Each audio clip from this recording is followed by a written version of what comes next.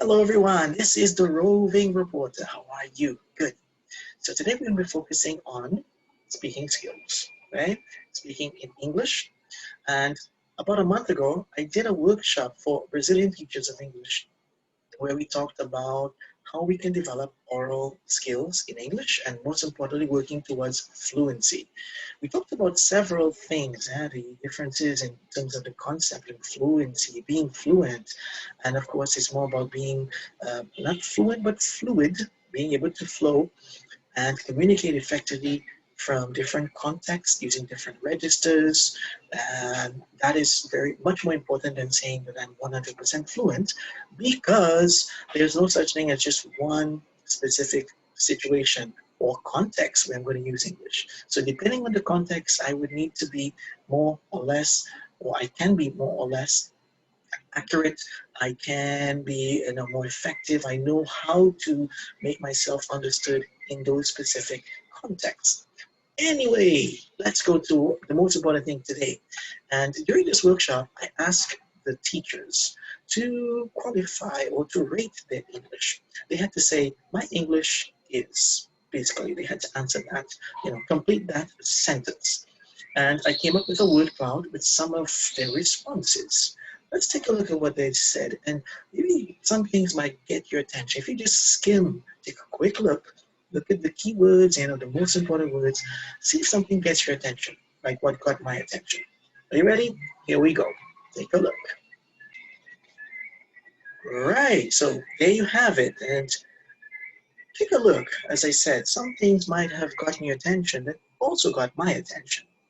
I'll give you a few seconds to think about that. Yeah.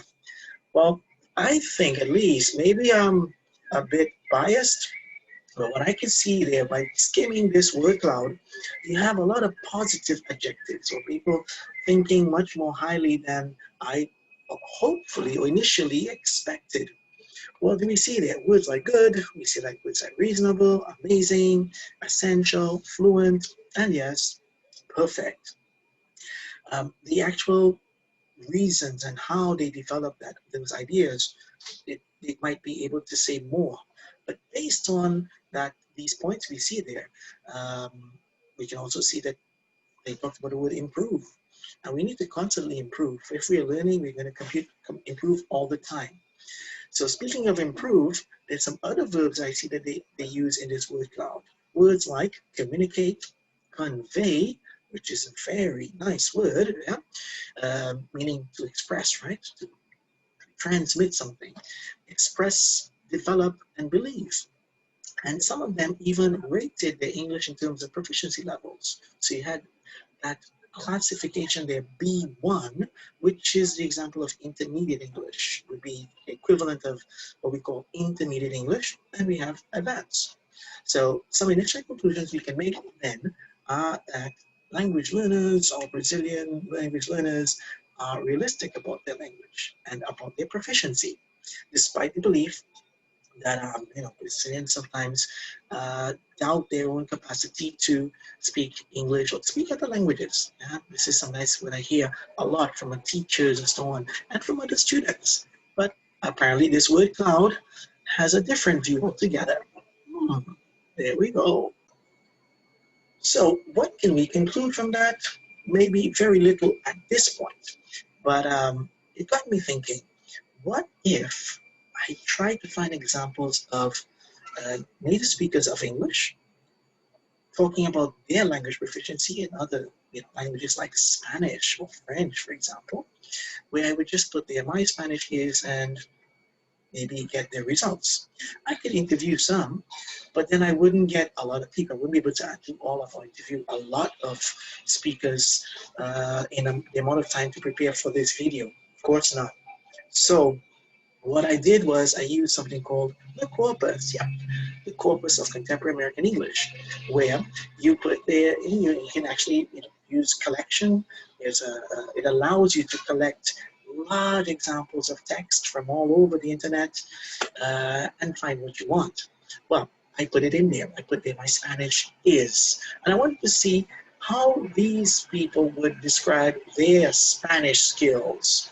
So let's take a look at what they came up with and see if it's very different from what we saw in the word cloud. Well, why I want to do this? Because I think if we can find examples in real English, with real language use, we can begin to see, to talk about ourselves and begin to even work towards this desired fluency. Because within the idea of being fluent is also the idea of using language that people use in everyday English, the real English, as they say, right? Real English. So let's take a look at some real English using this tool. Okay, here we go. And there you have it. So here it is.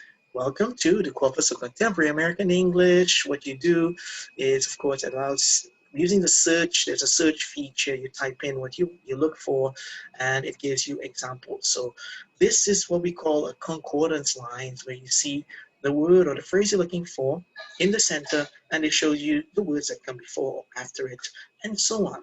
So if you take a look at these, you can see that there are maybe some positive and some negative. Well, not maybe negative, but being more, something maybe more realistic about the way they learn English. Well, let's see. Anyway, what I want you to do is to focus on 4 of these phrases. I lifted 4 from these that I think would be really interesting for us to use and even to incorporate in our everyday speech related to English proficiency. Let me see if you can guess which 4 I'm going to use. Well, can you take a quick scan of that and see if you're going to come up? And again, I'm going to show you my 4 that I think we can use, or you can use as a teacher, to talk about your English. Are you ready? Okay, here we go. 3, 2, and hold on. I'm going to, and 1. Yeah, great.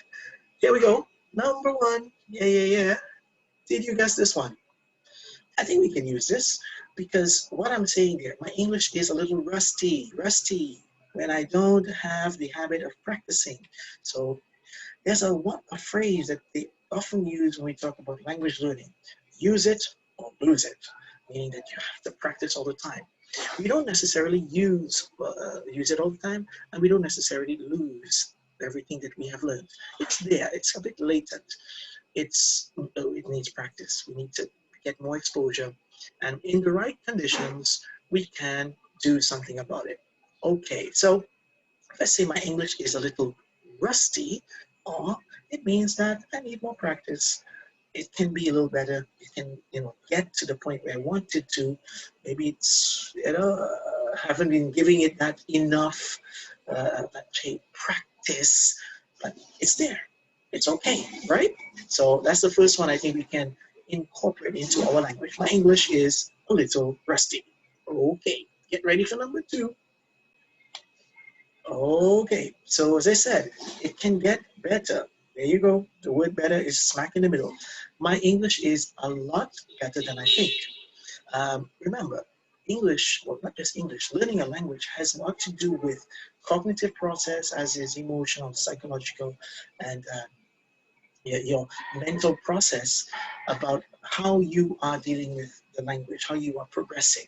So if I can say that, English is a lot better than I think, yeah, because maybe sometimes I am a bit hard on myself.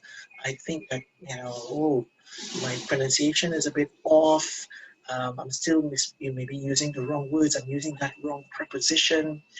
Okay, but it's a lot better than I think it is. And I'm not telling you this because I want to make you feel good, but we have to be realistic. That's okay, all right?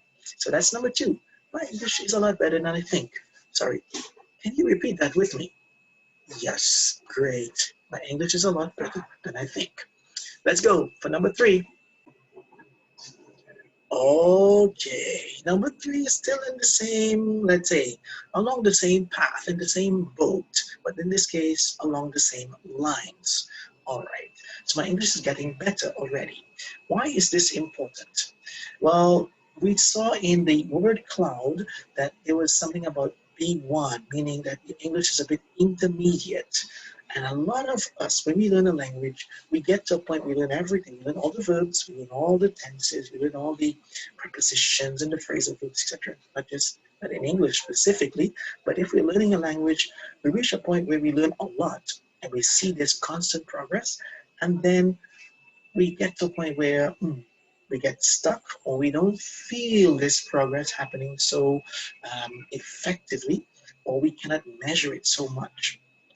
But we are learning and we are constantly learning. So this is important for us to remember and to remind ourselves, my English is getting better already. Yeah? The difference is when we reach that point what we call the plateau, we reach that moment where we seem to just flatten, we don't notice the improvement so much, but it is there. We are improving. So that's the second. You can say to yourself, the third actually, not the second, the third, my English is getting better already. Yes, say it loud and say it proud. Great. Get ready for the last one. Here we go. Right, last one. Did this one surprise you? I hope not. Anyway, what we see here, I think thanks to George Clooney, this myth about using the phrase more or less kind of disappeared after the Nespresso commercials. Yeah, if you remember the commercial with Nespresso, you know what I'm talking about. Well, my English is more or less fluent, meaning it's, 50-50, maybe. It's there, but maybe it can get better. But that's fine. Yeah, it's, again, it's like looking at the half cup with the empty cup or the half filled cup. Wait, I see it as being filled or I see it as being empty. It's all about perspective. So my English is more or less fluent. I know I can get there. I know I need to work more on it, but that doesn't mean I'm not speaking the language. You see? So that's what I wanted us to focus on there. When you say that, you're saying, yeah, you're still a work in progress. And as the famous quote, there's a great quote which says that you can be a masterpiece and a work in progress at the same time. Did you know that? So don't forget that. And this also applies to speaking English. So there you have it. 4 wonderful phrases that you can use to talk about your English. All right. Well, hold on. A few final messages. Right, so to sum up, as I said, here are your 4 phrases once again. Let's repeat them. Let's get it. Let's get it into our system. My English is, yep, a little rusty, but I'm working on it. I have to polish. That's why we need to polish our English. My English is a lot better than I think. My English is getting better already, and my English is more or less fluent. Great. So as I said before, we can work towards it. And remember the phrase I used by Sophia Bush. I'll leave you with that message. But before I leave you with the message on the screen, I'm the roving reporter. That's my name down there. Find me on, if you want to keep finding these messages, you can like my channel. If you want to find videos like these, check the channel out. And also add, you click the like button, subscribe, also press the bell so you can get reminders about videos like these, and even maybe recommend some other videos that you want me to cover, some topics you want me to talk about. I'll be glad to hear from you. I would love to do videos that you would like to see on my channel talking about English in general. All right, so as I said, leaving you with great motivation from Sophia Bush. Take care. I'm the Rover Reporter. So over and out.